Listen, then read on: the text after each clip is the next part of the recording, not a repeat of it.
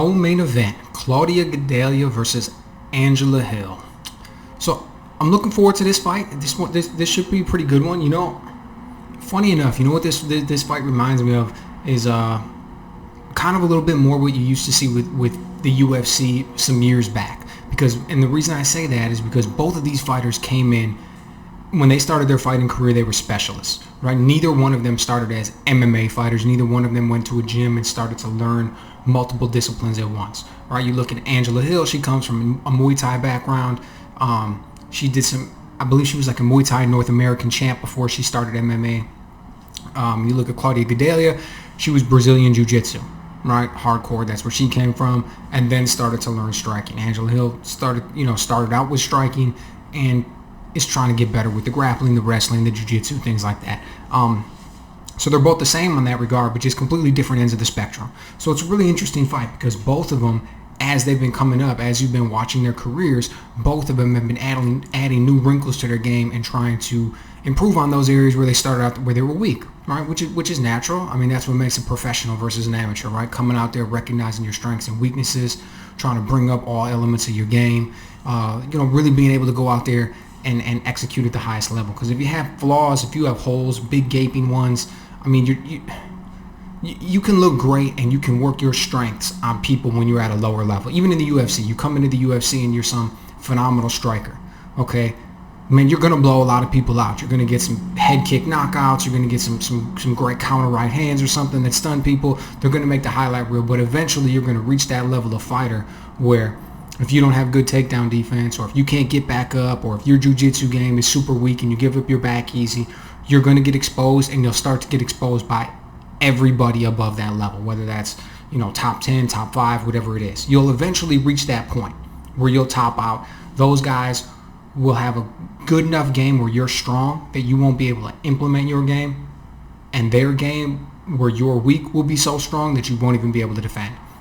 So you just have to make that natural progression as a fighter, right? And you see both of these fighters doing it, which is really good.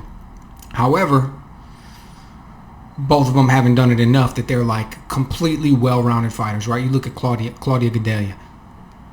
She does all right at striking, you know what I mean? She has some good moments and things like that. But I mean, she's not a world-class striker like her ground game is in her jiu-jitsu and things like that, right? So first thing you notice when I look at her is her striking is very predictable. She throws a lot of ones, comes in with the jab, a lot of 1-2s, throws the straight right hand. Occasionally, she might mix it up and throw in like a right uppercut or something like that.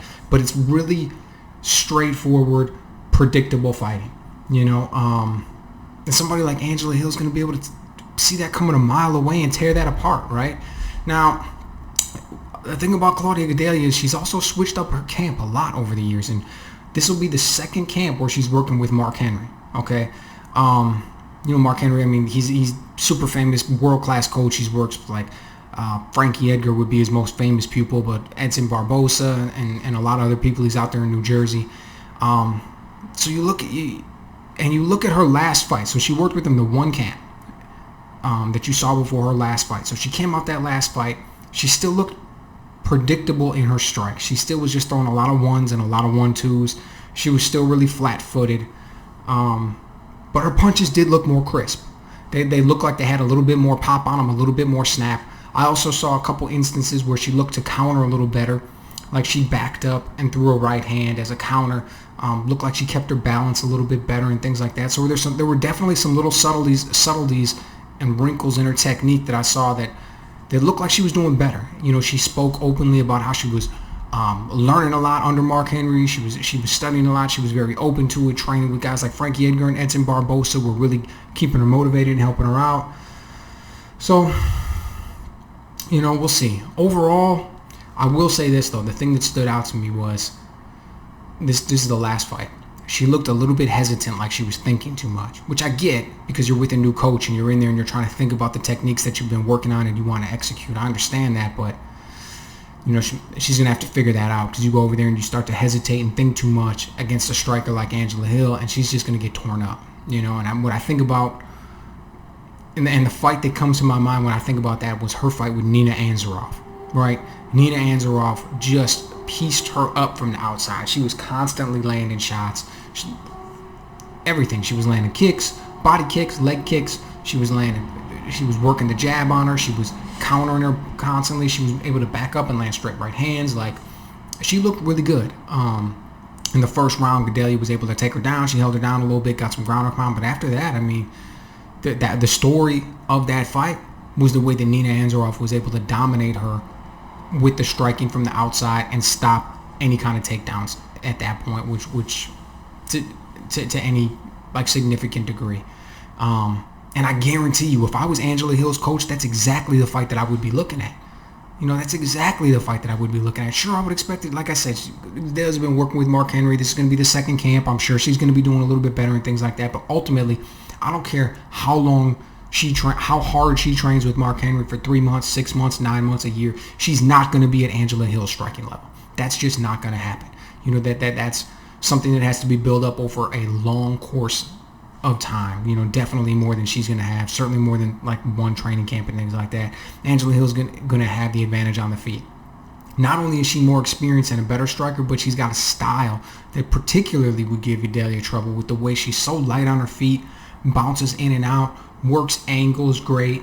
Like, Claudia Gadelha is flat-footed, right? Which most strikers that you see that end up coming from like a grappling background, a lot of them come out and they're flat-footed. They just don't have that natural bounce and rhythm to their striking game and the way they can flow and move in and out real quickly, right? I mean, don't get me wrong, you'll get a guy like Henry Cejudo. Obviously, he's an exception to the rule, but generally speaking, that's not what you see. So you see Claudia Gadelha come out, she's pretty flat-footed, and you got Angela Hill, who's going to be bouncing around from the outside, good movement, works angles, comes in and out, variety of strikes, fights very well going backwards. She knows how to counter very well.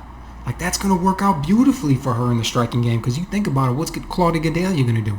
She's going to come forward with the 1-2.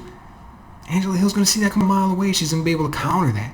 If this was a kickboxing match, it would be 30-27 or 30-26 at the end of the 3 rounds, in my opinion, for Hill. Right? I think she would be able to dominate it that much. Don't get me wrong. Claudia Gadelha is going to land some shots here and there, probably a right hand. Maybe she'll get in like a Muay Thai clinch and grab her behind the head with her left hand and land a couple of rights or something.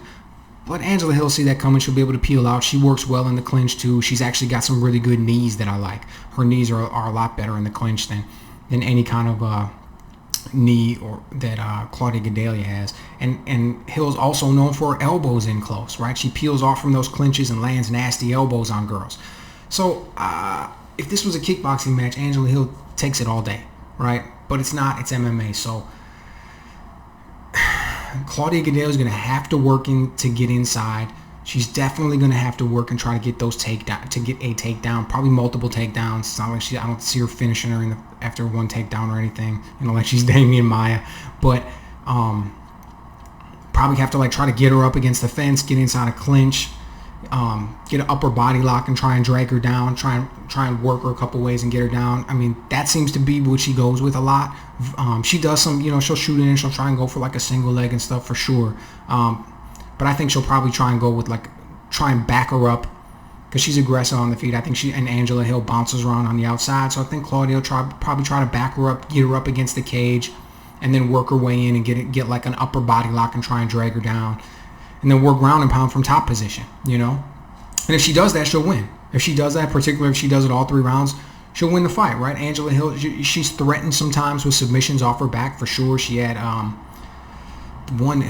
she was fighting that Yang Jianjin or something. I'm sure I'm killing her name, but she had her in a nasty triangle at the end of the first round in their fight, right? Like if the round would have lasted another 10 seconds, she would have had her out cold type triangle, right? Like it was really good. So, she can threaten off her back and she can do things, but just like Gadelha's striking will never be as good as Angela Hill's inside of 1 year or whatever kind of a camp they get, Angela Hill's jiu-jitsu is never going to be as good as Claudia Gadelha's inside of 1 year or something like that, right? Same exact scenario. If Claudia Gadelha is on top of her landing ground and pound, it's going to be tough for Angela Hill to either get a submission or to get up off her back, right? Because Gadelha is strong, man, and she's got good, solid top control, and she's powerful. She knows what she's doing, black belt level jiu-jitsu. So it'll be tough. If she's able to get Angela Hill down, really that's going to be the key in the fight. It's going to be Angela Hill's takedown defense, because the fight starts on the feet, and Hill's going to be tearing her up on the feet, right? So if she can stay there, if she can keep the fight there, she'll be good. And I see her probably coming out with a decision win. But if her takedown defense isn't good and she gets taken down, I don't see her being able to get back up very easily. I don't see her getting submission. I see her being on her back for the majority of the round, if not the remainder of the round at that point, getting ground and pound, and probably end up losing on points. You know.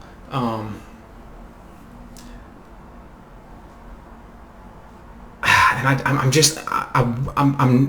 I would never bet on this fight. I think it could easily go either way. But if I had to make my choice at the end of the day, I'm probably gonna go with the underdog here, and I'm gonna take Angela Hill.